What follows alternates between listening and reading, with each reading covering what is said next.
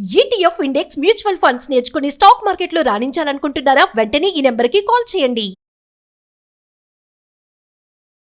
Welcome to Suman TV. నేను మీ Suman TV. Living రిలేషన్‌కి చట్టబద్ధత ఉందా లేదా? ఉంటే ఎలాంటి రిలేషన్‌షిప్‌లో ఉన్నప్పుడు చట్టబద్ధత ఉంటుంది అనేది ఈరోజు మనతో పాటు హైకోర్టు అడ్వకేట్ అలగిరి రవీంద్రనాథ్ గారు ఉన్నారు. అది వారి మాటలోనే తెలుసుకుందాం. Hello sir. హాయ్ అండి నాగరాజ్ గారు. ఈ రోజుల్లో వివాహం కంటే కూడా లివింగ్ రిలేషన్‌షిప్‌కే ఎక్కువ ప్రాధాన్యత చూపిస్తున్నటువంటి ట్రెండ్ చూస్తూ ఉన్నాం మనం. అయితే ఈ లివింగ్‌లో ఉన్నప్పుడు ఎలాంటి వాటికి చట్టబద్ధత ఉంటుంది? ఎలాంటి వాటికి చట్టబద్ధత ఉండదు? ఇప్పుడు ఇటీవల కాలంలో మ్యారేజెస్తో పాటు ఈ లివ్ ఇన్ రిలేషన్స్ అన్నటువంటి కాన్సెప్ట్ కూడా చాలా ఉధృతంగా పెరిగిపోయిందండి.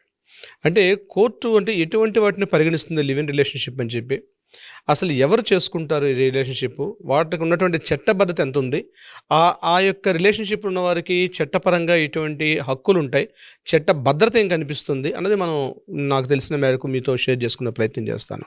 అయితే ఇక్కడ ఉత్తరాఖండ్ ప్రభుత్వం రీసెంట్గా తీసుకున్నటువంటి యూనిఫామ్ సివిల్ కోడ్ అమలు ఎప్పుడైతే చేసుకుంటుందో, రీసెంట్గా మొన్న ఫిబ్రవరి 8 నుంచి అనుకుంటా, లాస్ట్ 2 days బ్యాక్ నుంచి అక్కడ యూనిఫామ్ సివిల్ కోడ్ అమల్లోకి వచ్చింది. అంటే ఏకీకృత పౌరసత్వ విధానం. అంటే ఇక్కడ జాతి మత కులాలకు అతీతంగా అందరం కూడా ఒకటే రూల్ ఫాలో అవ్వాలి అన్న ఉద్దేశంతో సెంట్రల్ గవర్నమెంట్ ఏదైతే యాక్ట్ తీసుకొచ్చారో ఆ యాక్ట్ మొట్టమొదటిగా భారతదేశంలో ఉత్తరాఖండ్ ప్రభుత్వం వారు రీసెంట్గా అక్కడ ఇంప్లిమెంట్ చేయడం జరిగింది. అంటే 4 విధాలుగా చేస్తుంటే వివాహం, దత్తత, వారసత్వ హక్కులు, లివ్ ఇన్ రిలేషన్షిప్, వీటికి సంబంధించి అక్కడ ఒక ఏకీకృత విధానం అనేది ఏర్పాటు చేశారు ఉత్తరాఖండ్ ప్రభుత్వం. ఇది దేశవ్యాప్తంగా కూడా అంచెలంచెలుగా మిగిలిన రాష్ట్రాలకు కూడా ఇంప్లిమెంట్ చేస్తామని కూడా చెప్పడం జరిగింది. అంటే ఇప్పుడు హిందూ వారసత్వ చట్టాలని, లేదా ముస్లిం చట్టాలని, షరియత్లని, ఇవన్నీ కాకుండా ఎక్స్క్లూజివ్గా ఒక యూనిఫామ్ సివిల్ కోడ్ అనమాట. అంటే భారతదేశం అంతా కూడా ఒకటి అమలు చేస్తామని చెప్పి సెంట్రల్ గవర్నమెంట్ ఇచ్చిన మేరకు ఇమీడియట్గా ఉత్తరాఖండ్ ప్రభుత్వం ఏర్పాటు చేస్తుంది. అందులో ఈ లివ్ ఇన్ రిలేషన్షిప్ అన్నటువంటి కాన్సెప్ట్ అయితే అక్కడ ఉండడం జరిగింది. అంటే ఎవరైనా రిలేషన్షిప్ ఉన్న వాళ్ళు ఇమీడియట్గా నమోదు చేసుకోవాలి. అక్కడ అఫీషియల్ ఉత్తరాఖండ్ ప్రభుత్వం ఏదైతే అక్కడ ఇంప్లిమెంట్ చేసిందో దాని ప్రకారంగా అక్కడ అందులో నమోదు చేసుకోవాలి. అయితే దీనికి ఉండాల్సిన విధి విధానాలు ఏమిటంటే, ముఖ్యంగా వారికి వివాహ వయస్సు కంప్లీట్ అవ్వాలంటే అమ్మాయిలకి అయితే ఖచ్చితంగా 18 years, అబ్బాయికి అయితే 21 years కంప్లీట్ అవ్వాలి. ఇంకొకటి, పెళ్లి చేసుకోకపోయినా వాళ్ళు కలిసి ఉండొచ్చు. కలిసి వివాహం చేసుకున్నట్టుగా పరిగణ చేస్తూ సొసైటీలో సామాజికంగా వారు అన్ని రకాలుగా కూడా యాక్టివిటీస్లో ఉంటారనమాట. ఇది కాకుండా వీరికి అంటే ఈ రిలేషన్షిప్లో ఉన్నటువంటి పిల్లలకి ఎవరైతే ఉంటారో వీళ్ళకి చట్టభద్రత కూడా కల్పిస్తారు. అంటే పిల్లలు ఎవరైనా ఉంటే తండ్రిగా ఆ హస్బెండ్కి, అదేవిధంగా తల్లిగా ఈ యొక్క అమ్మాయిని కూడా సూచిస్తూ వాళ్ళ యొక్క పిల్లలకు కూడా ఉంటుంది. వారసత్వ హక్కు చట్టాలు అంటే పిల్లలకు కూడా మెయింటెనెన్స్ యాక్ట్ వర్తిస్తుంది. అంటే భార్యకి ఏదైనా ఒకవేళ గొడవలు వచ్చి విడిపోయిన సందర్భంలో ఏదైతే పెళ్లి చేసుకున్నట్టు భార్యకి ఏ రకంగా అయితే మెయింటెనెన్స్ యాక్ట్, భరణ హక్కు ఏ రకంగా ఉంటుందో లివ్ ఇన్ రిలేషన్షిప్లో ఉన్న వాళ్ళకు కూడా అదే రకంగా ఉంటుంది. అయితే ఇక్కడ లివ్ ఇన్ రిలేషన్షిప్ ఉండాలి అని చెప్తూ సుప్రీంకోర్టు ఎక్కడ కూడా చట్టం చేయలేదు. ఇది గుర్తుపెట్టుకోవాల్సింది. అయితే 2006, 2010, 2013 ఈ సందర్భాల్లో సుప్రీంకోర్టు ఇచ్చిన కూడా జడ్జిమెంట్లో వీటికి ఒక జడ్జిమెంట్ కాపీస్ వరకు మాత్రం తప్పించి ప్రభుత్వం వైపు నుంచి ఎక్కడ కూడా చట్టబద్ధంగా లేదు. దీని మీద చట్టబద్ధంగా ఒక గైడ్లైన్స్ ఇవ్వమని చెప్పి ప్రభుత్వానికి కూడా కోర్టు సూచించడం జరిగింది. బట్ ఇప్పటివరకు భారతదేశ వ్యాప్తంగా లివ్ ఇన్ రిలేషన్షిప్ సంబంధించి ఎక్కడ కూడా ఒక యాక్ట్ అయితే లేదు దీనికి సంబంధించింది. అయితే సుప్రీంకోర్టు రకరకాలుగా అంటే డ్యూయల్ అక్కడ రకరకాలుగా ఇచ్చింది. కొన్ని సందర్భాల్లో ఎస్ అని చెప్పారు, కొన్ని సందర్భాల్లో లివ్ ఇన్ రిలేషన్షిప్ రాంగ్ అని కూడా చెప్పడం జరిగింది. ఇక్కడ ఏ సందర్భాల్లో రైటు, ఏ సందర్భాల్లో రాంగు అంటే, పెళ్లి చేసుకోకుండా ఒక ఇద్దరు వ్యక్తులు పెళ్లికి అర్హత ఉన్నటువంటి వయసు కలిగి ఉండి కూడా వాళ్ళిద్దరూ పెళ్లి చేసుకోకుండా సామాజికంగా కలిసి ఉన్నట్లయితే రిలేషన్షిప్ అంటారు. కానీ అది ఎక్కడికి దారితీసిందంటే, మ్యారేజ్ చేసుకున్న వ్యక్తి భార్యకి అంటే విడాకులు ఇవ్వకుండా కూడా వేరే స్త్రీతో రిలేషన్షిప్లో ఉన్నా, లేకపోతే అమ్మాయి కూడా మ్యారేజ్ చేసి ఆ భర్తకు దూరంగా ఉంటూ ఆ భర్తకు సంబంధం లేకుండా విడాకులు ఇవ్వకుండా వివాహితులు కూడా కలిసి ఉండవచ్చా, దీని ప్రత్యేకంగా ఇటువంటి చట్టాలంటే జడ్జిమెంట్స్ అయితే ఉన్నాయి. కొన్ని సందర్భాలు అవునని చెప్తాయి, కొన్ని సందర్భాలు లేదని చెప్తాయి. సో ప్రత్యేకంగా ఒక చట్టం అంటూ లేదు. కానీ యూనిఫామ్ సివిల్ కూడా ఏదైతే ఉత్తరాఖండ్ ప్రభుత్వం ఏర్పాటు చేస్తుందో అక్కడ మాత్రం దీనికి సంబంధించి ఒక అఫీషియల్ వెబ్సైట్ పెట్టారు. అఫీషియల్ వెబ్సైట్లో లివ్ ఇన్ రిలేషన్షిప్లు ఉండేటప్పుడు కూడా ఖచ్చితంగా ఎవరైతే మ్యారిటల్ స్టేటస్లో ఉన్నటువంటి వారికి ఏ రకమైన హక్కులు ఉంటాయో, ఆ పిల్లలకి ఏ రకంగా వారసత్వంగా ఉంటుందో, ఆ పిల్లలకి ఏ రకంగా అయితే వాళ్ళకి ఇవ్వాల్సిన మెయింటెనెన్స్ కావచ్చు, ఇతరత్ర ఏవైతే లీగల్గా ఉండాల్సిన లీగల్ హెయిర్ ప్రకారం వస్తాయో ఆ రకంగా అన్ని హక్కులు కూడా ఇస్తూ ఆ వెబ్సైట్లో కూడా నమోదు చేయడం జరిగింది. కానీ మిగిలిన రాష్ట్రాల్లో ఇటువంటిది ఎక్కడ కూడా ఇంప్లిమెంట్ కాలేదు. నెంబర్ 1. ఇంకొకటి, ఇక్కడ ప్రధానంగా వస్తున్న సమస్య ఏంటంటే, లివ్ ఇన్ రిలేషన్షిప్లో ఉంటూ ఒకవేళ పొరపాటున ఆ హస్బెండ్ అంటే లివ్ ఇన్ రిలేషన్షిప్లో ఉన్నటువంటి వ్యక్తి చనిపోతే, యాక్చువల్గా యాక్ట్స్ అని చెప్తాయి, ఒకవేళ ఆ వ్యక్తి చనిపోతే అతనికి సంబంధించిన ఆస్తి అంతా కూడా క్లాస్ 1 లీగల్ హెయిర్స్ ప్రకారం మిగిలినటువంటి వాళ్ళందరికీ కూడా వచ్చేస్తుంది. ఇక్కడ అంటే క్లాస్ 1 లీగల్ హెయిర్స్ ఎవరు వస్తారు, భార్యతో ఉన్నటువంటి పిల్లలతో ఉన్నటువంటి మదరు, వీళ్ళు ఫస్ట్ క్లాస్ 1 లీగల్ హెయిర్స్ అవుతారు.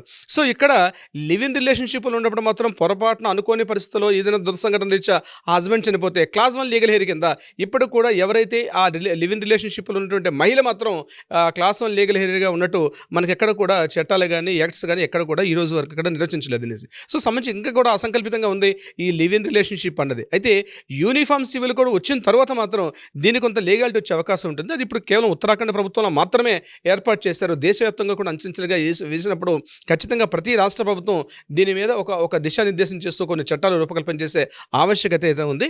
కానీ ఆర్టికల్ 19 to 20, ఆర్టికల్ 19, 20, 21 ఈ వీటి ప్రకారం మాత్రం లివ్ ఇన్ రిలేషన్షిప్ కరెక్ట్ అని చెప్తూ సుప్రీంకోర్టు జడ్జిమెంట్స్ చెప్తూ ఉన్నాయి. సో దాన్ని బేస్ చేసుకున్న చాలా వరకు లివ్ ఇన్ రిలేషన్షిప్స్ అయితే పెరుగుతున్నాయి. కానీ వాటికి ఎంతవరకు చట్టబద్ధత, ఎంతవరకు లీగాలిటీ ఉందనే విషయం మీద అస్పష్టంగా ఉంది. దీని మీద ప్రభుత్వాలు ఒక ఎజెండా కానీ ఉండి ఆయా రాష్ట్ర ప్రభుత్వాలు కానీ ఇవ్వగలిగితే, లేదా సెంట్రల్ గవర్నమెంట్ కూడా చట్టాలు కానీ రూపకల్పన చేస్తే ఒక కొలిక్కి వచ్చే అవకాశం ఉంటుంది. నాగరాజ్ గారు, లివ్ ఇన్ రిలేషన్లో వెళ్ళాలి అనుకునేటువంటి వాళ్ళు ఎలాంటి లీగల్ గైడ్లైన్స్లో వెళ్తే బాగుంటుందండి? అసలు చాలా ఎక్సలెంట్ క్వశ్చన్ నాగరాజ్ గారు. లివ్ ఇన్ రిలేషన్షిప్ అయినా లేదా మ్యారేజ్ చేసుకోవడానికైనా ఇంతకుముందు ఇంట్లో పెద్దవాళ్ళు, పిల్లలు, అటు బంధువులు చేసుకునేవారు. కానీ ఈరోజు లవ్ మ్యారేజెస్ అయినా, అరేంజ్ మ్యారేజెస్ అయినా, లేదా మీరు అన్నట్టుగా లివ్ ఇన్ రిలేషన్షిప్స్ అయినా ఏదైనా సరే ఖచ్చితంగా before going to the marriage ఆ ఇద్దరు వ్యక్తులు కూడా కౌన్సిలింగ్కి రావడం చాలా అత్యంత ఆవశ్యకం. ఎందుకంటే ఇన్ఫాచ్యుయేషన్ ఉంటుంది ఇద్దరు వ్యక్తుల మధ్య. ఆ వయసులో మ్యారేజ్ చేసుకునే వయసులో ఇన్ఫాచ్యుయేషన్ ఉంటుంది. లివ్ ఇన్ రిలేషన్షిప్లో ఎవరైతే స్త్రీలు ఉంటారో స్త్రీలు 99% ఫెయిల్ అయిపోయి మోసపోయే అవకాశాలు ఉంటాయి. సో ఖచ్చితంగా ఎవరైనా అటువంటి వ్యక్తులు కానీ లివ్ ఇన్ రిలేషన్షిప్లో ఎంటర్ అవ్వాలనుకున్నా, మేల్ కావచ్చు, ఫీమేల్ కావచ్చు, ఫీమేల్కి ఎక్కువగా ఎఫెక్ట్ ఉంటుంది, మేల్ కూడా ఉంటుంది అనుకోండి, బట్ ఫీమేల్స్ ఎక్కువగా ఎఫెక్ట్ అవుతారు దీని మీద. వీళ్ళిద్దరూ కలిసి ట్రావెల్ చేసి ఒకే ఇంట్లో కలిసి ఉండాలి కాబట్టి చట్టభద్రత ఉంది అని చెప్తూ వెళ్ళాలనుకునే సందర్భంలో తప్పనిసరిగా వీళ్ళ మధ్య ఒక అగ్రిమెంట్ అయితే తప్పనిసరిగా అవసరం ఉంది. ఖచ్చితంగా ఒక అగ్రిమెంట్ అవసరం, ఒక ఎంఓఈ రాసుకోవాలి, ఒక మ్యూచువల్ అండర్స్టాండింగ్ అగ్రిమెంట్ అనేది ఇద్దరి మధ్య ఆవశ్యకత అయితే ఉంది. సో ఏమంటానంటే బిఫోర్ ఎవరైనా ఉంటే కౌన్సిలింగ్కి రండి. మన లీగల్ టీం వాళ్ళకు ఉంటారు, లీగల్ టీం వాళ్ళకి ఖచ్చితంగా కౌన్సిలింగ్ చేస్తారు. అంటే అబ్బాయిలో ఉన్నటువంటి మంచి చెడు గుణాలు కానీ, అమ్మాయిలో ఉన్నటువంటి మంచి చెడు గుణాలు కావచ్చు, ఇవన్నిటిని కూడా ఎంతవరకు కన్సల్టేట్ చేసుకుంటారు, ఎవరికెవరు ఎంతవరకు ముందుకెళ్ళగలుగుతారు, ఒకరు తప్పొప్పులు ముందు నాకు ఇట్లా విషయం తెలియదు, నేను ఈరోజు పెళ్లి చేసుకోవడం వచ్చా, నాకు ఈరోజు సమస్య వచ్చాయి అని తర్వాత అంత్యనిష్ఠురం కన్నా ఆదినిష్ఠురం చాలా బెటర్. సో మీ ఇద్దరు కలిసి మ్యారేజ్ చేసుకుని ఒక హ్యాపీ లైఫ్లో ఉంటారా ఉండరని కూడా కౌన్సిలింగ్లో తెలిసిపోతుంది. సో అటువంటి వాళ్ళు ఎవరైనా ఉంటే కూడా డెఫినెట్గా మనల్ని సంప్రదిస్తే వాళ్ళకి కౌన్సిలింగ్ ఇస్తాం.